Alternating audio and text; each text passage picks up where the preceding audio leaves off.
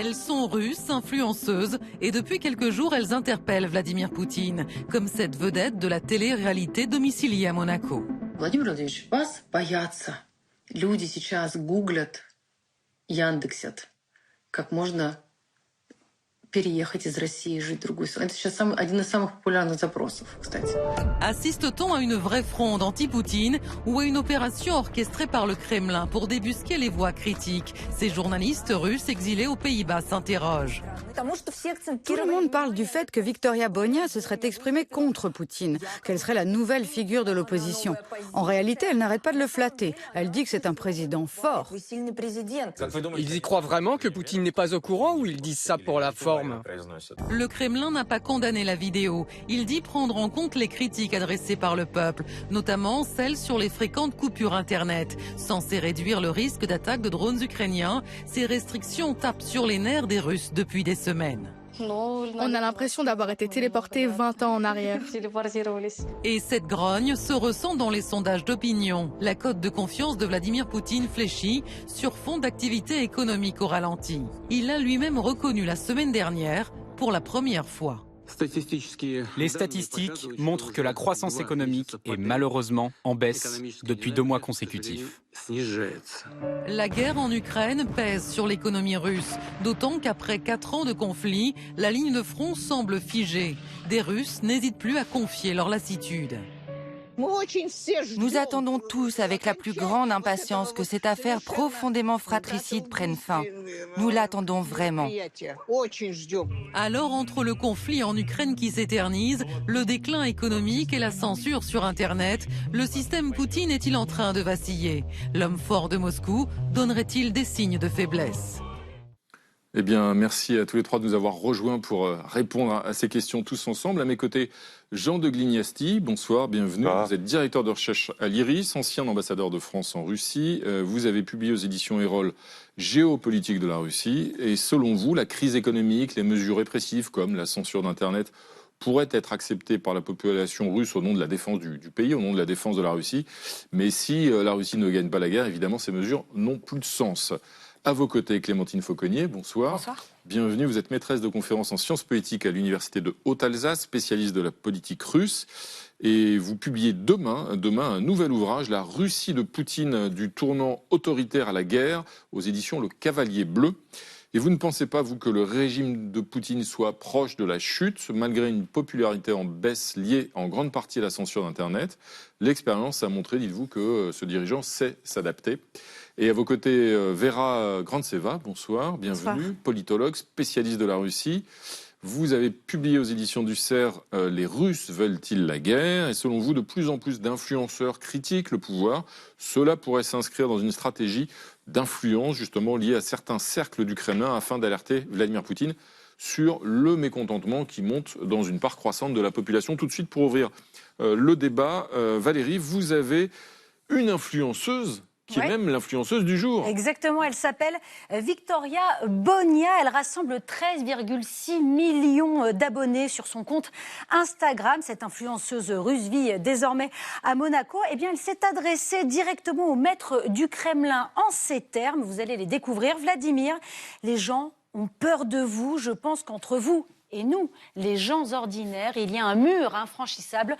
Je veux l'abattre. Vera Grantseva, c'est une prise de parole assez rare, où la critique frontale, finalement, en Russie est quand même très, très marginale. Est-ce qu'il faut y voir un début de fissure, le signe d'une fissure dans la population russe ? Est-ce qu'elle peut vraiment l'abattre, ce mur infranchissable entre les gens ordinaires et Vladimir Poutine ? Bon, j'aurais distingué 2 choses. Cette blogueuse qui, pour moi, quand même, s'inscrit dans la lutte autour du pouvoir au Kremlin. Et des autres blogueurs et des Russes en général sur les réseaux sociaux qui de plus en plus râlent, s'expriment contre tout ce qui se passe en Russie. Bon, pas contre la guerre. Ça, c'est interdit, donc elles ne peuvent pas le dire, mais contre les problèmes économiques, contre les restrictions sur Internet. Donc, c'est deux choses différentes pour moi. Donc, Victoria Bonia, il faut se rappeler quand même sur sa personnalité, c'est que c'est une blogueuse qui était participante de télé-réalité en Russie. Bon, pas, plutôt de type assez banal, je dirais. Mais vous voulez dire par là qu'elle est utilisée un peu par le régime? Oui, ses intérêts économiques sont entièrement en Russie. Ça veut dire que sa fortune, en fait, et le mode de vie qu'il peut mener à Monaco, c'est que grâce aux pubs qu'il vend aux populations russes. Donc pour elle, prendre une parole contre Vladimir Poutine, et d'ailleurs, remarquez, elle reste dans le périmètre de ce qu'on appelle la critique loyale.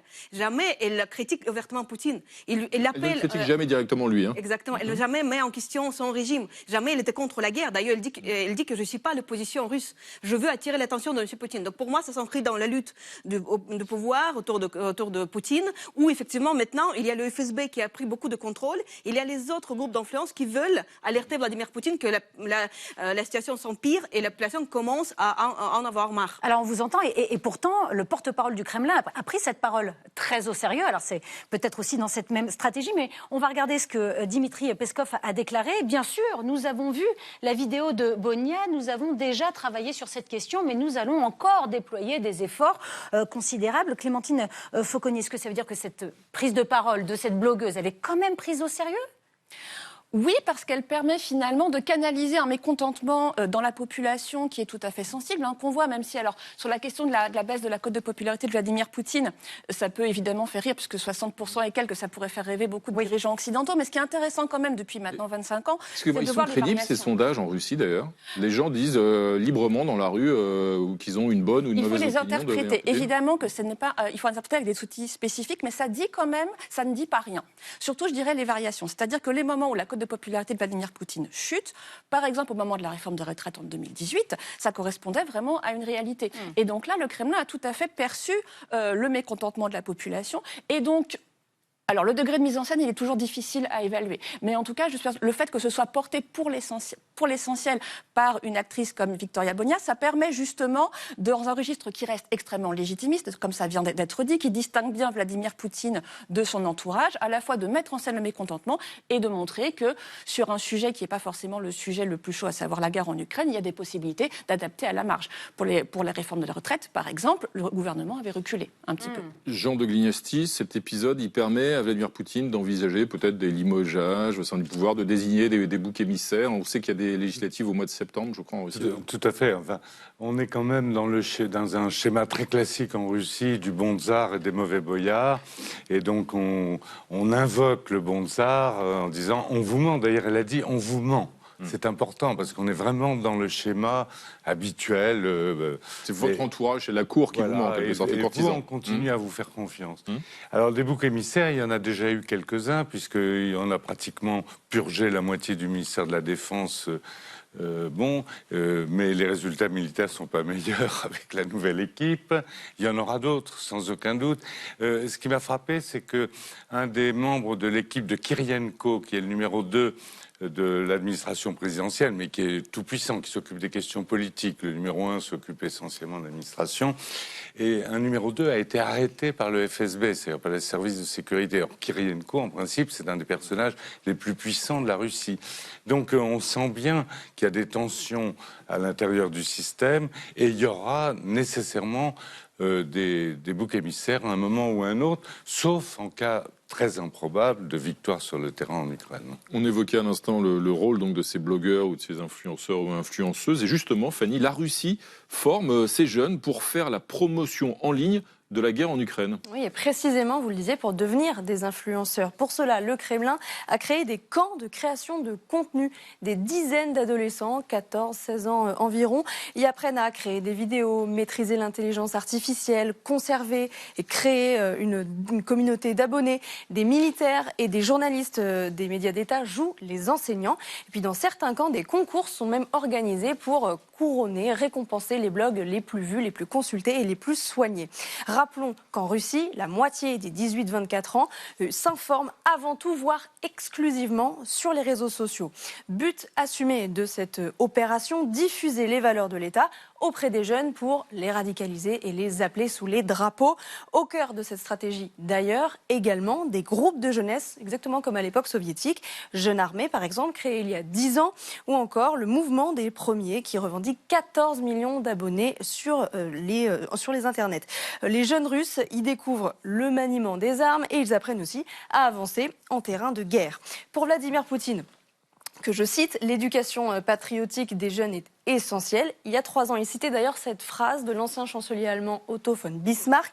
Les guerres ne sont pas gagnées par les généraux, mais par les instituteurs et les curés de campagne. Et donc, Vera Grantseva, par les influenceurs et sur les réseaux sociaux. Oui, bien sûr. Kremlin essaie de mettre la main mise aussi sur les jeunes, sur les réseaux sociaux où ils peuvent effectivement recevoir les informations. Mais pour moi, c'est plutôt un signe de faiblesse. Pourquoi ? Parce que le Kremlin sait très bien que la jeunesse l'échappe. Même tous les sondages, même officiels, montrent que quand on demande les questions en direct, parce qu'on ne peut pas demander directement est-ce que vous soutenez la guerre ou non, ça c'est impossible de répondre, tu iras en prison si tu dis non. Par contre, les questions en direct, par exemple, quel sentiment vous avez par rapport à tout ce qui se passe aujourd'hui en Russie, en situation, comme disent les Russes. Les jeunes, en leur majorité, disent l'angoisse.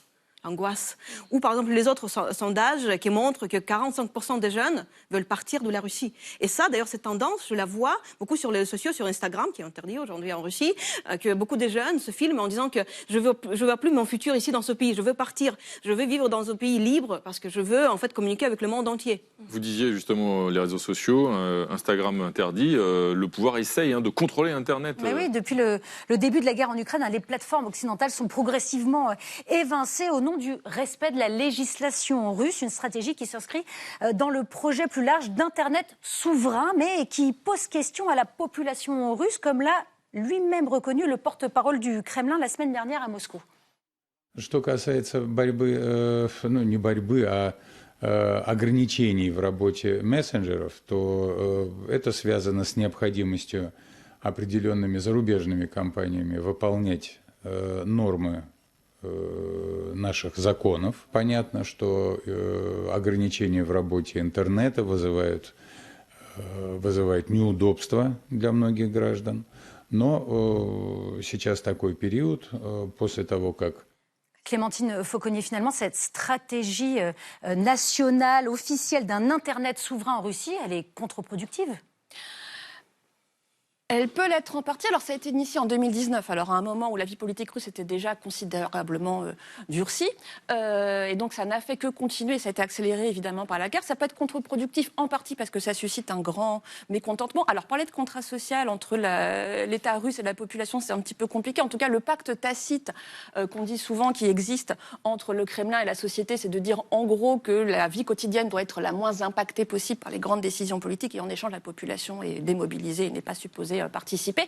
Là, l'accès de plus en plus contraint à Internet, notamment à des plateformes aussi populaires que Telegram et WhatsApp, ça suscite évidemment beaucoup de mécontentement, y compris au sein des cercles les plus proches de Vladimir Poutine, au sein des élites les plus loyales, les plus pro-guerre, ceux qui sont sur le front. Donc évidemment, ça pose un certain nombre de problèmes. Je voudrais juste rebondir et continuer ce qui a été dit juste avant sur tous ces concours en fait, qui sont organisés auprès des jeunes. Là aussi, ça montre aussi de très grandes limites. On verra ce que l'avenir nous réserve. Mais à mon sens, c'est plutôt pour faire accepter l'idée de la guerre à la population, qu'elle supporte justement tous ces sacrifices, notamment l'idée que pour des raisons de sécurité, il faut restreindre Internet. Après, est-ce que ça aura un effet sur le recrutement ? Le sujet le plus chaud aujourd'hui, c'est la question de la mobilisation partielle. Et là-dessus, le gouvernement aussi a reculé et a même reconnu des erreurs, ce qui n'arrive pratiquement quand même jamais. Et la très grande crainte, c'est qu'il y ait à nouveau une seconde mobilisation. Donc ça montre bien aussi quand même les très grandes limites. Oui, il y a de la communication. On fait sous-traiter à la population, aux jeunes, une partie du travail de communication. Ça fait partie de l'ADN du poutinisme depuis très longtemps. Maintenant que ça sert vraiment à recruter massivement les jeunes, je serais très surprise. Vous parliez à l'instant du front, vous l'avez évoqué. Jean de Glignasty, est-ce que justement l'interdiction de Telegram, le fait que la plateforme russe de la messagerie russe Max ne fonctionne pas très bien, est-ce que ça a un impact sur les opérations russes sur le terrain ? Est-ce qu'elles ont pâti ces opérations ? Alors oui, bien sûr. Parce que d'abord les soldats communiquent entre eux sur Telegram Et il y a toute une communication tactique en disant attention, ils sont à 300 mètres, etc. Tout ça, ça se fait en immédiat sur Telegram. Alors sans Starlink, parce qu'Elon Musk a supprimé Starlink, sans Telegram, déjà, il y a un inconvénient purement militaire. Il y a aussi le fait que les banques, c'est un impact économique majeur. Il y a eu une journée noire des banques. Les gens ne pouvaient plus retirer de l'argent, etc. Donc, en fait, non seulement il y a un mécontentement de la société civile, mais il y a un mécontentement des opérateurs économiques et il y a un mécontentement qu'on voit à travers les 1000 bloggers, c'est-à-dire ces blogueurs militaires très nationalistes. Il y a un mécontentement au niveau des forces armées. Donc ça fait la totale. Vera Ganseva, on sait en Russie combien de Russes détournent ces interdictions avec des VPN, par exemple. J'avais lu 30% de la population, ça me paraît énorme. C'est possible ? On n'a pas des chiffres exacts. Ici, effectivement, j'ai lu des différents chiffres, mais c'est beaucoup. Effectivement, la moitié de mes amis en Russie, ils contournent le VPN. Ils savent ce que c'est VPN. D'ailleurs, en Russie, maintenant, il y a beaucoup de blagues sur trois lettres magiques qu'il faut utiliser. Parce que si tu dis VPN, ou si tu écris VPN, après, ça peut être aussi tracé sur Internet. Donc oui, c'est beaucoup. Même des personnes âgées aussi essaient de contourner les restrictions et utilisent VPN. Donc oui, ça devient massif. C'est comme en Chine, en fait. Les gens apprennent les moyens comment contourner. Ça signifie, Clémentine Fauconnier, que ces restrictions, ces interdictions, ces coupures d'Internet, qui ont d'ailleurs été critiquées dans le journal officiel, elles ont aussi un impact politique et puis un impact économique. Elles entravent le développement de la Russie et donc elles nuisent à la situation économique ? Oui, elles ont un impact de tous les points de vue. Et d'ailleurs, c'est peut-être l'exemple par excellence de ce que la guerre en Ukraine fait à la Russie en général, c'est-à-dire au détriment du développement de la société, qui occasionne donc des fuites, une migration massive de la frange la plus créative et la plus active de la population. Ça a évidemment un résultat désastreux sur l'économie. Donc ça montre bien tous les sacrifices qui sont faits au nom de cette guerre, dont pour l'instant on ne voit pas bien comment Vladimir Poutine pourra en sortir. Est-ce qu'il y a aussi de la liberté d'expression qui est quand même sauvegardée à la télévision russe ou pas du tout ? À la télévision russe, non. Jamais. Absolument pas. La liberté d'expression, elle était justement dans les réseaux Internet, sur les sites, sur les VPN, etc. C'est ça. Là. Et donc, c'est celle-ci à laquelle les forces, le FSB, les forces de sécurité, cherchent à s'attaquer. On leur a laissé la bride sur le cou et on doit le regretter maintenant. On évoquait l'impact de ces coupures d'Internet, de l'interdiction d'un certain nombre de réseaux sur l'économie aussi. Quelle est aujourd'hui la situation de l'économie ? Vladimir Poutine lui-même a reconnu qu'au mois de janvier et février, la croissance avait baissé en Russie. C'est la première fois qu'il le reconnaît officiellement. Et ça montre que la situation économique devient plus compliquée ? Elle est plus compliquée à la fois à court terme et à long terme. Effectivement, sur les 3 premiers mois, c'est une décroissance, donc c'est une récession, mais ils espèrent que ça reparte au mois de mai. Il y a une inflation qui est officiellement à 6%, mais qui est beaucoup plus, probablement le double. Et pourquoi Vladimir Poutine a-t-il reconnu cette décroissance ? C'est assez parce qu'il dit il y a un problème, je vais le traiter. D'accord. C'est un peu. Et alors surtout, il compte sur la crise du Golfe, mais ils ne le font pas trop. Justement, ils ne sont pas du tout triomphants. Le prix du pétrole a doublé. Il avait diminué de 45% en début d'année, et là, il a doublé. Et chaque fois, ça leur rapporte 2 milliards de dollars en plus dans le budget, mais il ne crie pas trop victoire, parce qu'il sait bien que, disons, le mouvement à long terme est négatif pour l'économie russe. Vera Ganseva, est-ce que ces chiffres, dits de la bouche même de Vladimir Poutine, est-ce qu'on peut leur faire confiance, ou est-ce que finalement la situation n'est pas bien pire que ce qui est annoncé par le gouvernement russe ? Bien sûr que Vladimir Poutine minimise le problème. Néanmoins, il les admet. Parce qu'effectivement, il y a un tel mécontentement en Russie qu'il faut que le guide supérieur aussi s'exprime et montre au peuple qu'il est conscient des problèmes que le peuple a tous les jours. Donc après, il faut écouter ce que Poutine a dit après, en fait. Oui, il a admis les problèmes économiques. Par contre, vous savez, il a donné une explication qui a fait beaucoup rire les Russes. J'ai vu ça sur les réseaux sociaux beaucoup. Parce qu'il a dit que pourquoi on a ces problèmes ? Parce qu'en janvier, il y avait 2 jours de plus fériés. Et en février, encore un jour de plus. Et du coup, beaucoup des Russes, elles se sont dit, bon, elles se moquent de nous. On sait très bien d'où viennent des problèmes russes. On sait que 40% du budget russe actuel est dépensé pour la guerre. Donc, bien évidemment que ça se fait au détriment de développement économique et du niveau de vie des Russes au quotidien. Il y a le poids de la guerre dans l'économie russe depuis maintenant plusieurs années, puis il y a aussi des sanctions qui ont été infligées par l'Union européenne. Alors, est-ce qu'elles pèsent ou pas sur la situation de l'économie russe? En tout cas, ça fait des années que l'Union européenne a infligé d'ailleurs au total une vingtaine de trains de sanctions à l'économie russe. Et le tout premier de ces trains de sanctions remonte à 2014, lorsque Vladimir Poutine s'apprêtait à annexer la Crimée. C'est notre archive du jour. Illégal, illégitime. Alors arrivés à Bruxelles ce matin, les Européens n'ont pas de mots assez durs pour dénoncer le référendum en Crimée. Autour de la table, les ministres planchent donc sur des sanctions. Elles sont décidées en fin d'après-midi. L'Europe vise 21 personnes, dont 13 oligarques russes et 8 responsables ukrainiens. Dès ce soir, leurs avoirs sont gelés et ils n'ont plus le droit de voyager dans l'Union européenne. Ce que nous visons, c'est à la fois de faire preuve de fermeté par rapport à une décision russe qui est inacceptable et en même temps d'ouvrir les voies du dialogue pour empêcher l'escalade.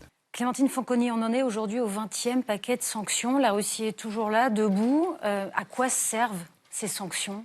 Ça participe quand même de la situation économique très difficile dans laquelle se trouve la Russie. Ça continue quand même aussi, d'un point de vue diplomatique, géopolitique, à montrer l'engagement, notamment de l'Union européenne, en faveur des Ukrainiens. Après, ce qui est intéressant aussi dans la situation actuelle et la façon dont Vladimir Poutine, et puis une partie là récemment au Forum économique de Moscou, il y a eu des économistes qui ont eu vraiment des discours très alarmistes sur la situation économique. Et récemment, il y a quelques jours, Poutine a reçu des oligarques.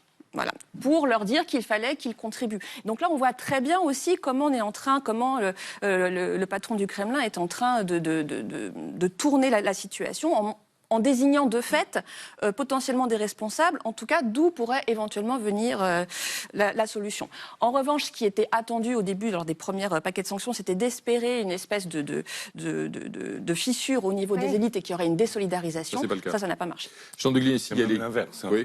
Ça a contribué à renforcer la solidarité. Les sanctions dont les oligarques dont les biens ont été confisqués en Europe et qui envisageaient de quitter la Russie sont venus en Russie. On leur a dit venez chez nous, vous serez protégés, etc. Pardon. Je vous en prie, non, il y a l'impact de ces sanctions sur l'économie russe et donc sur les choix des uns et des autres. Et puis, de l'autre côté, il y a le fait aussi que Vladimir Poutine vient de perdre un allié en Europe, avec la défaite de Viktor Orban en Hongrie, et l'Union européenne qui a donc débloqué, aujourd'hui même d'ailleurs, le fameux prêt de 90 milliards d'euros à l'Ukraine, qui avait été adopté au mois de décembre dernier, mais qui était bloqué jusque-là. Est-ce que ça aussi, ça change la donne ?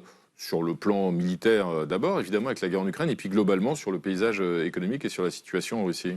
Je crois que ça change la donne.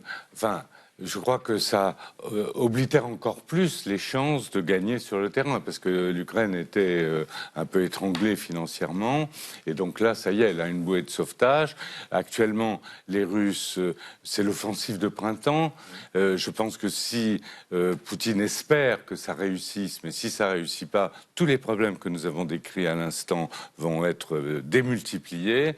Donc, il mise beaucoup sur un succès de l'offensive. Les Russes n'avancent pas sur le terrain. N'avancent pas. En mars, ils n'ont pas bougé d'un centimètre. Donc les 90 milliards, ça va permettre à l'Ukraine de tenir bon. Justement, sur ce front un peu figé, en tout cas côté russe, depuis mars 2023, est-ce que ça aussi, la population le sait et peut-être ça pèse aussi sur l'opinion qu'elle a du gouvernement russe ? Bon, la population ne suit pas de près tout ce qui se passe au front. Oui, la population a pris une distance avec cette guerre, donc ils juste attendent que ça se finisse. En 2024, il y avait un espoir lié, en 2025, lié à Trump. Les Russes me disaient beaucoup, attends un peu, ça va se régler dans quelques mois, voire 24 heures. Bon. C'est ce qu'avait promis Donald Trump, de faire la paix très rapidement, voire même en 24 heures. C'est pourquoi aussi les Russes ont tenu, c'est pourquoi ils n'ont pas râlé avant. Et quand ils ont vu un an plus tard, en janvier 2026, que non, Trump, c'est pas une solution, ça fonctionne pas, effectivement, ils ont commencé à être plus déçus. Et surtout, ce que je sens dans le peuple russe aujourd'hui, c'est pas qu'ils sont mécontents avec la situation économique, mais surtout qu'ils voient pas les perspectives, la porte de sortie. Ils se disent que dans tous les cas, ça va être des problèmes pour nous. Si la Russie gagne, bon, peut-être Poutine va faire d'autres guerres, donc ça va être sans fin. Si on perd, on va être une nation de fait, c'est très humiliant, et on va surtout payer les réparations à un pays qu'on a bombardé pendant 4 ans. Donc c'est un désespoir qui s'installe profondément en Russie aujourd'hui. Merci à tous les trois d'être venus débattre ce soir sur le plateau de 28 minutes.